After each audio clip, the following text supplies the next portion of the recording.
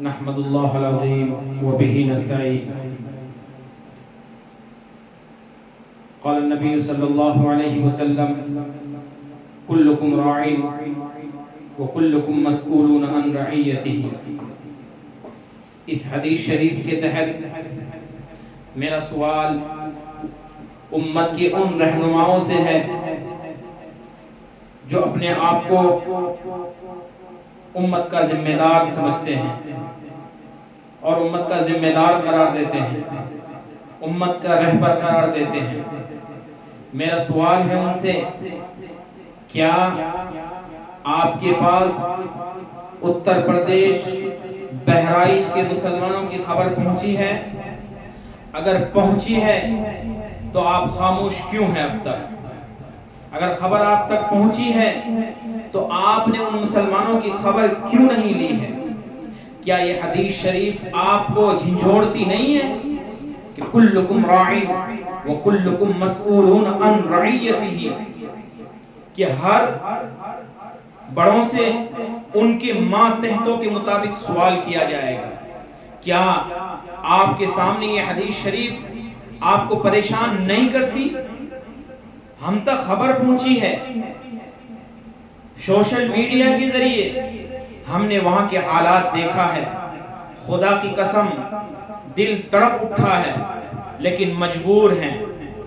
دنیاوی اعتبار سے کوئی حیثیت نہیں ہے کہ ان کو منہ توڑ جواب دیں یا ان تک پہنچنے کی کوشش کریں، دنیاوی اعتبار سے حیثیت نہیں ہے، لیکن اللہ تبارک و تعالیٰ کی بارگاہ میں، اللہ تبارک و تعالیٰ کے سامنے میں نے ہاتھ اٹھا کر ان مسلمانوں کے لیے دعا کی ہے۔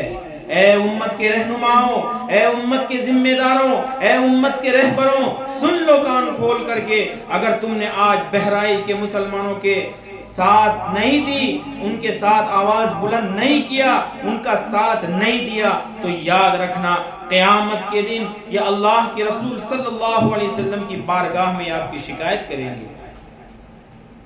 آپ کو جلن ہوتی ہے، آپ کو پریشانی ہوتی ہے کہ کوئی امت کا رہبر بن کر کے امت کے حق میں آواز بلند کرے، آپ کو پریشانی ہوتی ہے، آپ کو پیٹ میں درد ہوتا ہے، آپ تک جب خبر پہنچی ہے تو آپ کے منہ میں کیا دہی جم گیا؟ آپ کے منہ میں کیا لڈو رکھا ہوا ہے؟ کیوں آپ خاموش ہیں؟ آپ نے اب تک بہرائچ کی مسلمانوں کی خبر کیوں نہیں لی؟ بہرائچ میں فلسطین جیسے مسلمانوں کی حالت ہو گئی ہے، کیا آپ کیا سوچ رہے ہیں، کیا سمجھ رہے ہیں ہم غافل ہیں؟ اگر آپ نے آواز نہیں بلند کی تو یہ دکان بند کر دیں، اپنے آپ کو امت کا رہبر کہنا چھوڑ دیں، اپنے آپ کو امت کا ذمہ دار کہنا چھوڑ دیں۔ آپ کو امت کا ذمہ دار بننے کا یا امت کا ذمہ دار کہلانے کا حق نہیں ہے۔ میرے امت کے تمام لیڈروں سے، مسلمان تمام رہنماؤں سے میری اپیل رہے گی، گزارش رہے گی کہ خدا را آپ بہرائچ کے مسلمانوں کی مدد کے لیے پہنچے، ورنہ اللہ کی بارگاہ میں روز محشر میں جب یہ بھائی اللہ کی بارگاہ میں شکایت کریں گے تو آپ ان کو کیا جواب دیں گے، کیا منہ دکھلائیں گے؟ اللہ کے محبوب صلی اللہ علیہ وسلم کی بارگاہ میں جب شکایت ہوگی آپ کی کہ یہ ہمارے لیڈر بنے ہوئے تھے، یہ ہمارے ذمہ دار بنے ہوئے تھے، یہ ہمارے رہبر کہلاتے تھے، لیکن ہماری انہوں نے ایک نہ سنی اور ہمارا دیکھ بھال نہیں کیا، ہمارا گھر بار اجاڑا گیا اور ہمارا مال دھن دولت گھر جلایا گیا، لیکن یہ ہماری مدد کو نہیں پہنچے۔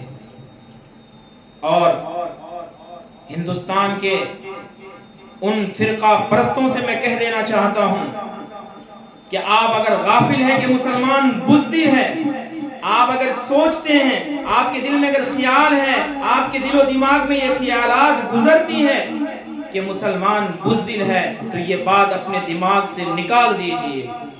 مسلمان بزدل نہیں ہے۔ مسلمان کے وہ واقعات آپ کو پتہ نہیں کہ جب مسلمان 313 تھے اور سامنے دشمن کی تعداد کئی ہزار تھی، لیکن ان 313 نے اللہ کی مدد لے کر مقابلہ کیا اور اللہ تعالیٰ نے انہیں فتح و نصرت سے نوازا۔ آپ اپنے دل و دماغ سے یہ خیال، یہ وہم و گمان نکال دیجئے۔ کہ مسلمان بزدل ہے. مسلمان بزدل نہیں ہے. مسلمان کو کوئی بہتر لیڈر نہیں مل رہا ہے. مسلمان کو کوئی بہتر رہنما نہیں مل رہا ہے. مسلمان کو کوئی بہتر راستہ دکھانے والا نہیں مل رہا ہے. مسلمانوں کو کوئی اچھا لیڈر آگے نہیں آ رہا ہے. اس وجہ سے مسلمان ہاتھ پر ہاتھ دھرے بیٹھے ہوئے ہیں. آپ اس گمان میں نہ رہیں. خدارا ان فرقہ پرستوں کو آپ قابو میں لائیں. یوگی مہاراج، میں آپ کو احتراماً یہ آپ سے میں سوال کرتا ہوں، آخر کب تک آپ ایسا کراتے رہیں گے؟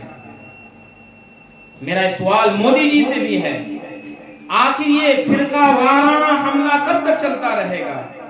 آپ کیا چاہتے ہیں؟ دیش میں امن و امان آپ ہی کا تو نعرہ ہے نا مودی جی، کہ سب کا ساتھ سب کا وکاس. کیا بہرائچ کے مسلمانوں کے ساتھ یہ سب کا ساتھ سب کا وکاس آپ یہ دکھا رہے ہیں؟ بلڈوزر والے بابا آپ بھی سن لے کان کھول کر کے. اگر آپ اس ہم و گمان میں ہے نا، آپ اس خیال میں ہے نا کہ مسلمان بزدل ہے یا مسلمان کچھ نہیں کر سکتا، تو کان کھول کر کے سن لیجئے، مسلمان اتنا بھی بزدل نہیں ہے. کیا تم ظلم پہ ظلم ڈھاتے رہو، تم پریشان کرتے رہو، مسلمان ہاتھ پر ہاتھ دھرے. مسلمان جس دن اپنے غفلت کی چادر کو پھینک دیا، مسلمان نے جس دن اپنے اوڑھے ہوئے چادر کو پھینک دیا، تو یاد رکھیں معاملہ بڑا ٹیڑھا ہو جائے گا.